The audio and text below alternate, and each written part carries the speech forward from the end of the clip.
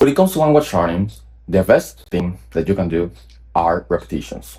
And so you can also do repetitions like this, which I'm going to explain right now.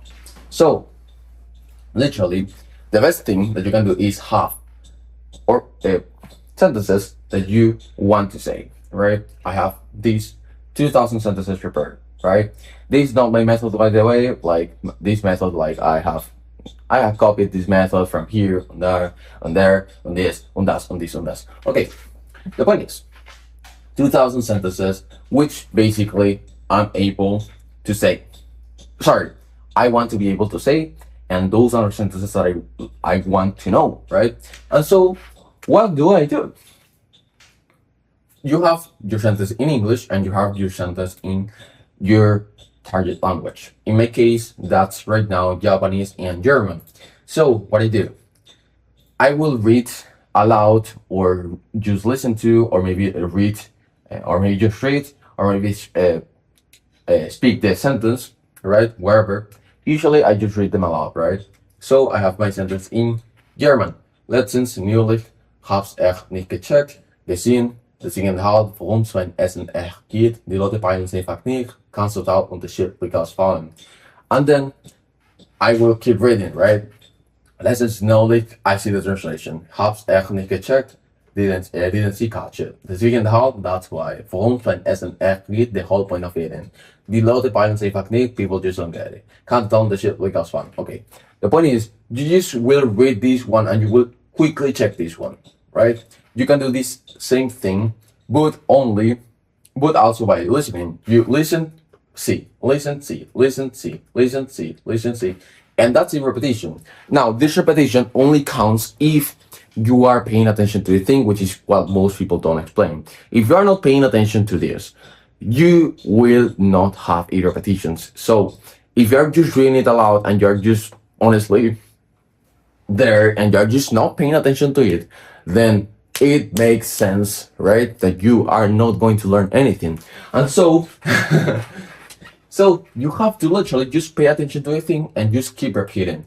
You can have a tally counter in here or like a click counter, wherever. And whenever you do a repetition, you will press that counter, which is actually really good too. You can have this on Excel or you can have this on your Notion template. So for example, I have my Notion here and I've been practicing my reels that I want to upload to my Instagram channel, right? And so that's another thing too. Also, I have, like before, I was applying things like, let me show you. These are sentences that I have created a specific day about a thing that I wanted to say, but I couldn't say. And so basically now, how do you say this? If I want to explain, if I want to learn these sentences good, after I say this, because I mean, I have literally made these sentences, right? I made them, right?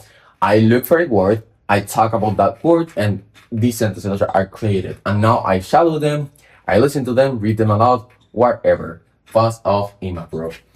So you do that enough times. Also, if you don't like that, you can also do this thing too, which I was doing, but like right now I'm not doing that much, which is, let me show you.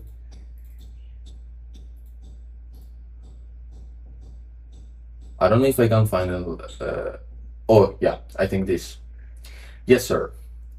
So, how do I remove this? Egal. It doesn't matter.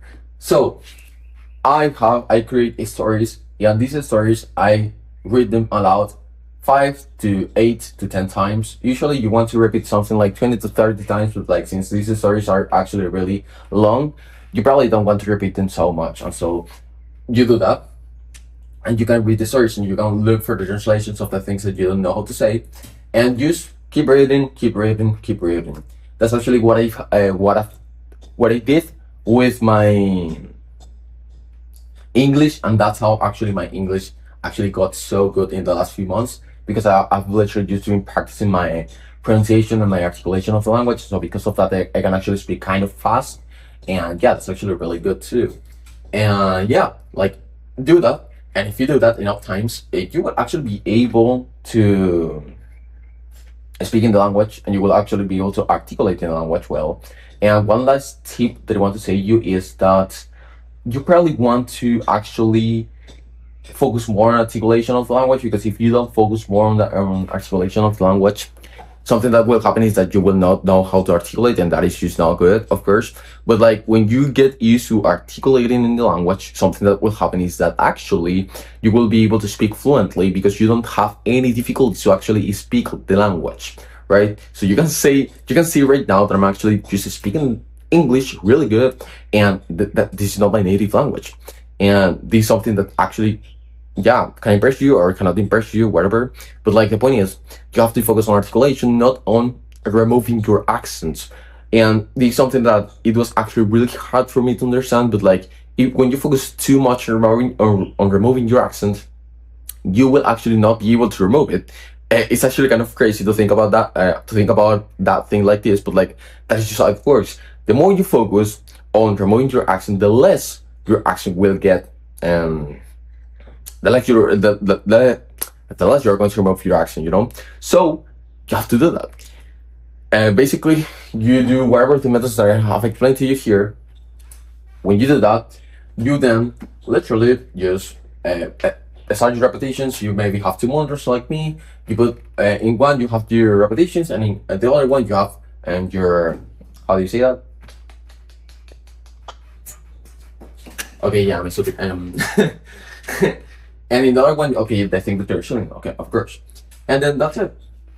Honestly, you can read the stories when you have a good enough level in your speaking, and you think that you just are left with your articulation, because that's something that also happened to me too in my English. I actually did have a really good level in my English, but like my articulation, my mouth muscles weren't able to like compete with my speed on thinking in English. And so because of that, oh, the pour went out. And so because of that, I couldn't. Because of that, I actually had to practice my articulation. And so yeah, this is how it is to live in Venezuela, bro. See you in the next one.